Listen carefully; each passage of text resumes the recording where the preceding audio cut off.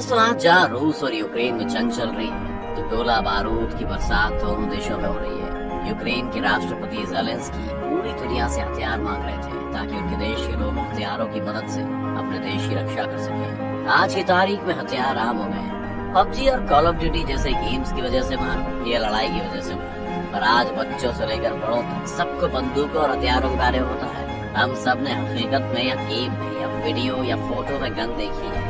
आज एक से खतरनाक और शानदार गन हमें देखने को मिलती है, लेकिन क्या आपने कभी सोचा है कि दुनिया की सबसे पहली गन किसने और कैसे बनाई होगी? आप गन ले सकते हैं या नहीं? अगर हाँ तो बस आज के इस वीडियो में आपके सवाल देने हम जा रहे हैं। बस वीडियो के लास्ट तक हमारे साथ जरूर बने रहिएगा। चलिए शुरू करते हैं। दोस्तों बंदूकों को लोग हर जगह अलग अलग नामों से जानते हैं। कुछ इसे गन और घोड़ा बोलते हैं तो कुछ लोग कट्टा। अब अगर आपको ये जानना है कि दुनिया में सबसे पहले गन किसने बनाई तो उसके पहले आपको ये जानना होगा कि गन पाउडर कैसे बना, क्योंकि अगर गन पाउडर नहीं बनता तो गन ही नहीं बनती। ऐसा इसलिए क्योंकि इसके बिना किसी भी गन को चलाना मुमकिन ही नहीं है। गन पाउडर की खोज 19वीं सदी में चीन में हुई थी और चीनी लोग गन पाउडर का प्रयोग खुशी के मौकों पर धमाकों के तौर पर करते थे, जैसे हमारे यहाँ पर पटाखे जलाए जाते हैं। पहली बंदूक फायर लांस। फिर धीरे धीरे चीनियों ने गन पाउडर पर अलग अलग तरह के बहुत सारे परीक्षण किए, जिससे अंत में उनके दिमाग में गन पाउडर से कोई हथियार बनाने का विचार आया और चीनियों ने बांस और बम्बू के तीर को मिलाकर बंदूक बनाई,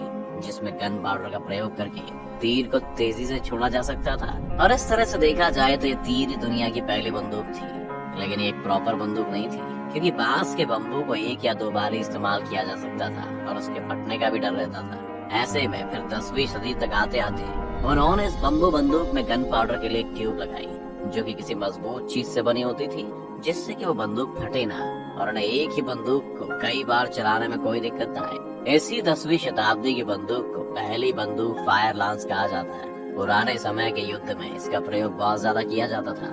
चीन से यूरोप। चीन के बाद यूरोप इस गन पाउडर को लेने के लिए जिज्ञासा से भर गया और आखिर में 13वीं सदी में गन पाउडर यूरोप तक भी पहुंच गया। कुछ लोगों का ये मानना है कि मंगोल आक्रमणकारियों द्वारा यह गन पाउडर यूरोप तक पहुंचा, कुछ का मानना है कि व्यापार के जरिए। बहरहाल तरीका कुछ भी रहा हो, लेकिन गन पाउडर यूरोप पहुंचा। इसके बाद यूरोप में एक छोटी छोटी तोप बनाई गई, जिसे हाथ से चलाया जा सकता था, जिसका आर्क बस नाम पड़ा और उसे यूरोप की पहली बंदूक कहा गया, हैंडगन। यूरोप ने तोप तो बना ली थी और उसे बंदूक भी कहा जा रहा था, लेकिन यार तोप होती है और बंदूक और चीनी बंदूक को हाथ में रखकर चला रहे थे। ऐसे में यूरोप भी कहाँ पीछे रहने वाला था, तो उन्होंने भी नए नए प्रयोग किए।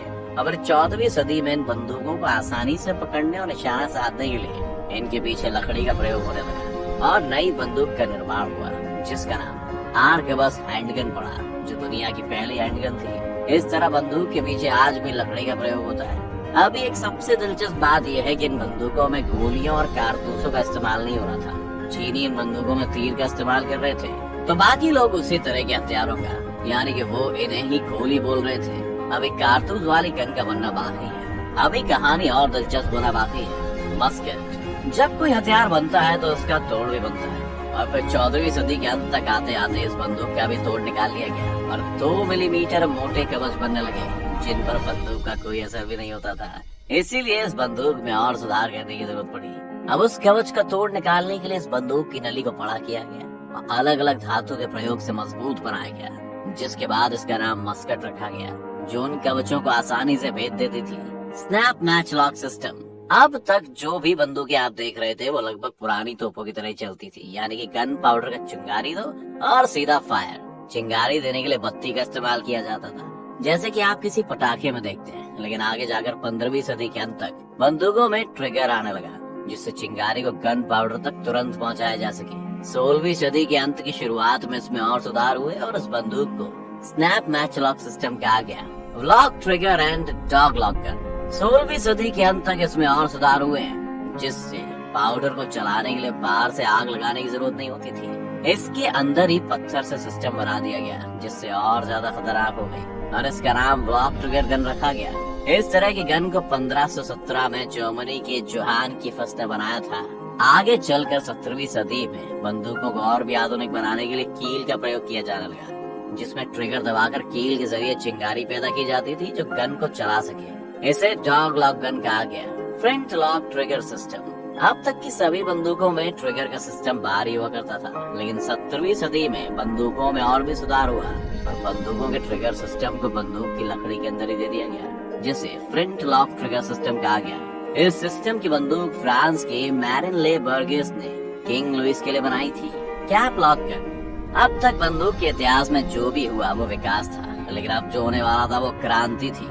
1760 के दशक में अल्फ्रेड नोबेल ने डायनामाइट का आविष्कार किया, जिससे बंदूकों के विकास में बहुत ज्यादा प्रभाव पड़ा और इसका इस्तेमाल करके अलेक्जेंडर जॉन फॉर्सिथ ने कैप लॉक बंदूक को बनाया, जिसमें प्रोकोसियन कैप का इस्तेमाल होता था, जो कोपरिया जिंक से बनाया जाता था। इसे एक तरह से फ्लूमिनेट मरकरी से भरकर खुला छोड़ते थे, जिसे बंदूक में डालकर इसके ऊपर हैमर से तेजी से वार किया जाता था, जिससे गोली तेजी से चलती थी। इसकी तकनीक ने सभी बंदूकों को पीछे छोड़ दिया था।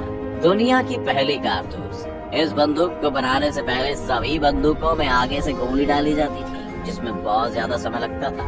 1850 में डैनियल वेसोन ने दुनिया का पहला कारतूस बनाया, जिसके बाद ब्रीच लोड गन बनाया जाने लगा।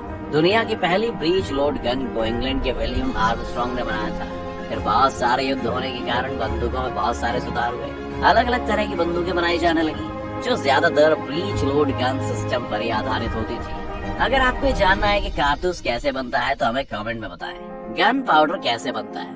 गन पाउडर बनाने के लिए बारूद, गंधक, कोयला और शोरा जैसे पोटेशियम नाइट्रेट और सॉल्ट पीटर के रासायनिक मिश्रण का प्रयोग होता है। आप कौन सी बंदूक का लाइसेंस ले सकते हैं? बंदूक के कानून होने या ना होने से दंगों में बहुत फर्क पड़ता है। कुछ समय पहले अमेरिका में बंदूकों के लिए नए कानून की मांग के लिए बहुत सारे लोग सड़कों पर उतर आए थे, इसलिए बंदूक के लाइसेंस होने बहुत ही जरूरी है। भारत में कोई आम नागरिक 3 ही बंदूक, शॉटगन, हैंडगन और स्पोर्टिंग गन का ही लाइसेंस ले सकता है और एक आम नागरिक केवल एक ही गन रख सकता है। क्या आपको बंदूक का लाइसेंस मिल सकता है? आर्म्स एक्ट 1959 के तहत अगर कोई व्यक्ति पूर्ण रूप से स्वस्थ है, अगर आपकी उम्र 18 वर्ष से ऊपर है, आप भारत के नागरिक हैं, इसके लिए ली गई परीक्षा में आपको पास भी होना पड़ेगा और कुछ उचित जांच भी करवानी पड़ेगी, तो ही आपको बंदूक का लाइसेंस मिल सकता है।